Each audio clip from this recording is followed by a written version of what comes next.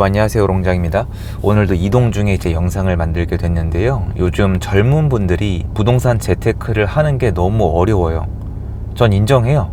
제가 했을 때에 비해서 지금 비교가 안 될 정도로 어려워요. 제가 할 때는 대출도 풀려 있었고 규제도 이렇지 않았고 자유로웠어요. 지금에 비해서. 그때는 그때 당시에 어려움이 있었지만 지금을 제가 겪어보니까 제가 투자를 한창 제일 많이 공부하고 할 때에 비하면은 지금이 상황이 너무 안 좋다. 그럼에도 불구하고 사람은 포기하지 않고 길을 찾으려는 성향이 있죠. 그런 분들이 정규 강의 이메일을 통해서 또는 지인을 통해서 저한테 문의를 주세요. 부동산 투자하고 싶은데 어떻게 해야 되냐. 그래서 그거에 대해서 제가 좀 말씀을 드려볼게요. 저는 제 채널 멤버십 운영을 하고 있고요. 매주 토요일 라이브를 진행하고 있고요. 4년 동안 꾸준히 해왔습니다. 좋은 분들이 많이 모여 계시고 고수분들도 많으세요. 그래서 관심 있는 분들은 아래 링크를 통해서 확인이 가능하세요. 이분들의 고민은 이거예요. 사실 목돈이 없으면은 서울이나 수도권에 괜찮은 거 접근 어려워요. 부동산이 사실은 진입 장벽이 있죠. 다른 거에 비해서. 하지만 역사적으로 승률이나 안전성이나 그리고 회복력이 어느 정도 보장되어 있기 때문에 젊은 분들이 공부를 해보시면은 많이 욕심을 내요. 실제로 해보면은 보이지 않는 리스크가 많이 있긴 합니다. 이분들이 결국 수도권이 안 되니까 현재 가지고 있는 자금으로 투자를 고민하시는 분들은 지방시장을 저한테 물어볼 수밖에 없습니다.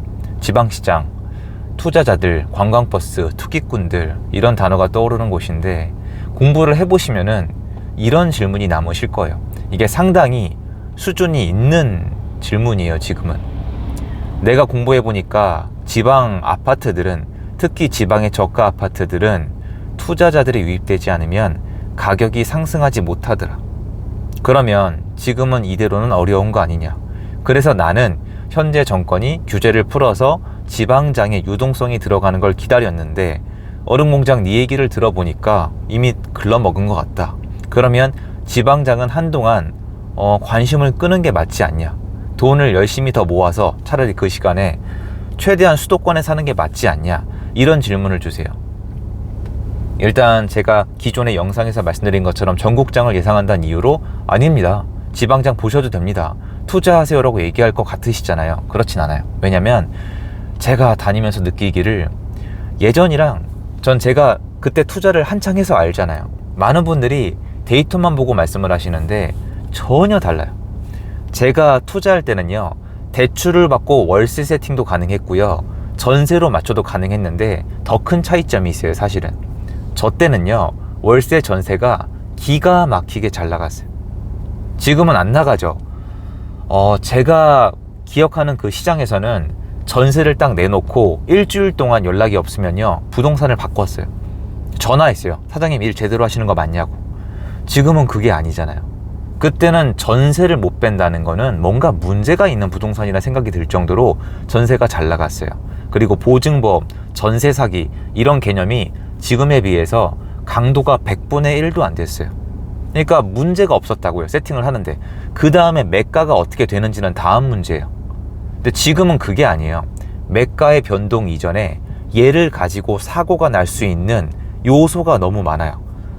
전세를 못 돌려주는 경우, 대출을 못 갚는 경우, 매매가가 폭락하는 경우, 매도가 전혀 안 되는 경우, 그리고 여러 채를 가지고 있다는 이유로 세금에 깔려 죽을 리스크, 이자에 깔려 죽을 리스크, 세입자분이 굉장히 특이한 분이 걸리셔서 소송으로 번지거나 굉장히 안 좋은 상황에 놓일 리스크. 예전에 비해서 지금은 다른 리스크에 노출이 되어 있는 시장이란 말이에요. 그래서 함부로 투자란 얘기 못 합니다. 위험해요. 특히 젊은 분들 인생을 걸고 하는 건데, 부동산은 다른 상품이랑 달라요. 부동산은 투자다 잘못되시면요, 여러분 인생이랑 같이 가는 거예요. 어부바하고 가는 거예요. 여러분이 정말 너무 큰 기대를 했었는데 알고 보니까 돌덩어리인 거예요. 돌덩어리 어깨나 허리에 들고 인생 달릴 수 없잖아요. 다른 걸 못하게 만든단 말이에요. 제가 예전에 생각 없이 손을 댔다가 한 4년이 넘게 고생한 것도 있고, 그 다음에도 토지 같은 거 잘못 손대서 수년을 고생한 게 있고, 빌라도 1년 이상 고생한 게 있고, 그때 당시엔 정말 길이 안 보이더라고요. 근데 정말 다행히 시장이 변하면서 저를 살려줬죠. 저도 운이 따라줬던 사람이란 말이에요. 근데 이거는 말씀드리고 넘어가고 싶어요. 시장이 어떻게 변할지는 다 알 수는 없어요. 뜻밖의 굉장히 좋은 시장이 올 수도 있어요. 그것까지 잊고 있으면 안 돼요. 하지만 우리는 인간이기 때문에 지금 시장을 기준으로 일단 공부를 하고 결정을 하는 게 좋아요. 다 지금 기준이에요.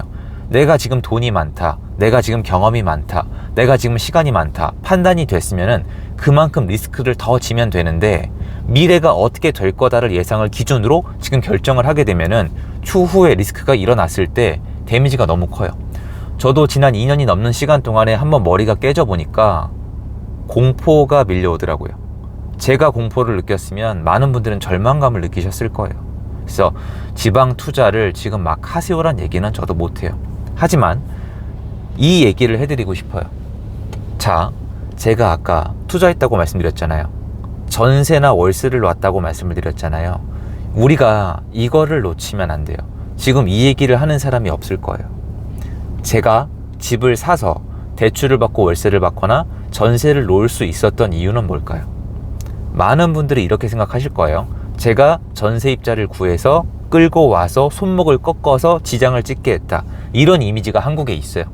여러분들은 아마 아니실 거예요. 부동산 공부를 하시니까. 하지만 저는 전세입자를 데려다가 계약을 시킨 게 아니에요. 전세 수요가 있어서 공급을 한 거예요. 월세 수요가 있으니까 공급을 한 거예요. 그리고 은행이 대출을 해주고 싶으니까 고객으로서 받은 거예요. 저는 팩트를 말씀드리고 있는 거예요. 왜냐면 지금은 전부 다 반대의 상황이잖아요. 그러니까 불가능해요. 대출도 안 나와요. 월세입자도 구하기 어려워요. 대출 끼고 월세 받기도 어렵고 비싼 전세 받기도 어려워요. 수요와 공급이 안 맞으면 내가 원하는 걸 못해요. 좋습니다. 여기까지 이해가 되시잖아요. 그러면 제가 그때 투자했던 이 아파트 있잖아요. 지금 비어있나요? 이건 제가 말씀드릴 수가 있겠죠. 제가 계속 다니니까. 그 아파트 다 지금 누군가 살고 있어요. 우리한테 가장 중요한 근본은 뭐냐면 아파트들이 비어있냐 차있냐예요. 아파트들이 차있다면 분석하면 돼요. 월세로 들어갔나 전세로 들어갔나 매매로 들어갔나. 저 때는 전세나 월세로 많이 들어가 있었다는 거예요. 아무튼 결론은 이 아파트는 주거에 대한 수요가 있다는 거예요. 자, 여기서 한번 끊고요. 자, 예전에는 그 주거에 대한 수요를 저 같은 사람들이 공급을 해주니까 전월세로 해결을 했어요. 근데 지금은 저같이 투자했던 사람들이 2년 반 동안 계속 갈려나갔고 지방은 지금도 갈려나가고 있어요. 급매물을 던지던 급전세를 주던 빠져나가지 못하고 계속 주워 터지고 있습니다. 파산 경매물건도 있어요. 이건 우리가 지금 이미 알고 있죠. 관심을 굉장히 많이 두고 있는 분야니까. 그러면 반대편에 우리가 관심을 끄고 있는 이 주택의 주거 수요는 어떻게 되죠? 없어지나요? 그러니까 집주인들이 날아가면은 이 주거에 대한 수요도 날아가나요? 이게 틀렸다는 거예요, 저는. 이게 지금 시장의 과도기고 변동하고 있는 과정이고 앞으로 우리가 볼 시장이 여태까지 한 번도 본 적이 없는 시장일 거라고 주장하는 이유예요. 이 아파트에는 수요가 있어요. 그런데 전세와 월세를 공급할 수 있는 투자자가 다 죽었습니다. 죽어가고 있고 좀 남아있긴 하지만, 그러면 어떻게 될까요? 여기서부터가 우리가 투자의 아이디어예요. 이 집에는 분명히 주거를 하고 싶은데, 들어가 살고 싶은데 전세 월세 매물이 없다, 또는 전세 월세가 너무 비싸다. 그러면 다는 아니더라도 이거에 대해서 매매를 고민하는 분들이 생길 법한 지역들이 있어요. 그러니까 예를 들어서 지금 대전이 안 좋다 하시는데 서구의 둔산동 가면은 오르는 아파트는 올라요. 그럼 여기 투자한 거냐? 아니에요. 실거주하는 거예요. 그러니까 지방에 지금 입주 물량이 굉장히 부족한 아파트들은 소액 물건도 작은 단지도 가격이 오르고 있어요. 지금 ING 중이에요. 그럼 이게 투자자가 들어간 거냐? 아니에요. 그냥 난 이 지역에 오래 살 거니까, 이 지역에서 갈아타는 거니까 실수요를 위해서 집을 사시는 거예요. 이게 이미 시작이 됐어요. 근데 우리는 아직도 집을 가진 사람들이 날아갈 거니까 계속 하락할 거란 얘기만 하고 있는 건데, 얘는 무한대가 아니에요. 끝이 있어요. 현 정부는 그 끝을 보고 싶어하는 정부예요. 하지만 수요는 있다고요. 그러니까 집을 살 거예요, 사세요가 아니라 이 집에 주거 수요가 있다면, 유지가 된다면, 그 아파트가 사람들이 살고 싶어하는 곳이라면은 수요는 형태를 바꿔서 채워질 거란 뜻이에요. 이걸 우린 본 적이 없어요. 그리고 투자 수요가 없잖아요. 지방에 일부 지역은 이제 공급이 안 돼요. 건설사는 다 알아요. 투자 수요가 없으면 해당 지역에 미분양이 날 수밖에 없다는 걸. 그리고 미분양 나면은 건설사는 망해요. 그리고 현 정권은 그런 거 안 봐줘요. 지금 금리도 높거든요. PF 대출 굉장히 핫 이슈였잖아요. 이거를 종합적으로 봤을 때 저는 앞으로 지방시장에도 우리 생각과 다른 방식의 상승이 가능하다고 보고 있고, 이거를 제가 주장만 하는 게 아니라 데이터도 확인하고 현장에서 보면서 가고 있는 거예요. 전 지금 보고 있어요. 공유를 드리고 있고요. 그러면 예전처럼 세팅은 되지도 않아요. 여러 채 세팅 되지도 않지만 투자하면 안 된다고 생각하는 건 아니에요. 시장에 리스크가 있고 기회가 있어요. 전 지금 기회를 발견하고 있어요. 하지만 리스크를 너무 잘 알아요. 그냥 투자하시면 안 되지만 여러분이 이 내용을 같이 공부해 보고 준비가 되고 파악이 되고 믿음을 가지고, 이거 믿으면 여러분이 스스로 만드시는 거예요. 노력을 해서. 그 다음에 내 간절함이라고 표현해야 돼요. 내 성향이 투자해도 된다고 결정이 되면 그때는 괜찮아요. 잘해야 되겠죠. 하지만 이게 성과가 작지 않죠. 꽤 클 거예요. 왜냐면 앞으로 가면 갈수록 여러 지역에서 공급은 부족할 테니까. 서울에 공급이 부족하지 않다라고 주장하시는 분들이 굉장히 많았고 조금씩 줄어들었지만 아직도 있어요. 그러니까 이분들은 제가 말씀드렸잖아요. 포레온, 둔촌주공 입주 믿고 그렇게 말씀하신 거예요. 둔촌주공 입주가 딱 되면은 야, 시장 하락한다, 내가 맞았지라고 준비하고 이러고 있다가 어떻게 되는 거냐면, 자, 이제 제가요 이러고 있는 거예요. 왜냐면 포레온 이 청약 넣지 말라고 했던 분들이잖아요. 포레온 청약 받으셨으면 대박이에요. 이미 여러분 대박일 거예요가 아니라 대박 났어요. 전 대박일 거예요라고 얘기했고 지금 대박이에요. 그러니까 그분들은 말을 하시기가 어렵죠. 그럼 서울에 이제 포레온 이후에 믿을 만한 입주가 있느냐? 없어요. 입주가 없다는 게 아니에요. 믿을 만한 입주가 없어요. 경기권에 있느냐? 없어요. 인천에도 없어요. 2026년엔 과관이에요. 그럼 25년도에 시장 방향이 나오겠죠. 지방시장도 마찬가지예요.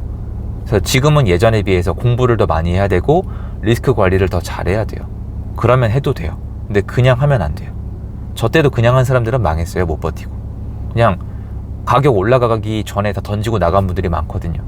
그래서 그거 좀 말씀드리고 싶었고, 어떤 분야든 노력하고 공부하고 알아보면 안 되는 분야는 없어요. 왜냐면 그 안에는 늘 되는 놈, 안 되는 놈이 나뉘거든요. 어떤 분야든 마찬가지예요. 그래서 해도 된다, 안 해도 된다는 없어요.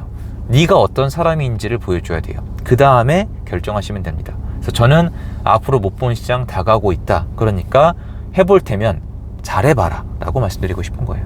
제 영상 여기까지고요. 각자 도생이어 살아남아야 됩니다. 전 또 일하러 가보겠습니다. 감사합니다. 좋은 하루 되세요.